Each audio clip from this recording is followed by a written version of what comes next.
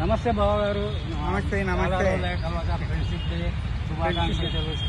మిత్రమా పురుషోత్తం గారు, చాలా రోజులు కూడా కలవాక చాలా రోజులే. ఈ రోజు విశేషాలు ఏంటి? ఫ్రెండ్షిప్ డే గుప్త గారు. అవునన్న గారు, ఇప్పుడు నిన్న ఒక 15 రోజుల నుండి నెల రోజుల నుండి మన 6 వయసుల కుటుంబాలలో ఒక కలకలం, అంటే ఒకటి ఏదో ఒకటి స్పందన వస్తుంది. ఏంటి దాని విశేషాలు ఏంటి చెప్పారు?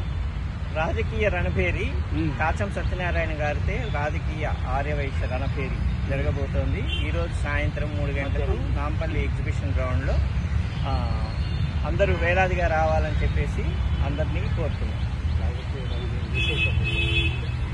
రాజకీయ రణభేరి ఎందుకు పెడుతున్నాము అంటే, మన కమ్యూనిటీలో ఎకనామిక్ వీకర్ సెక్షన్ రిజర్వేషన్ కూడా కావాలి.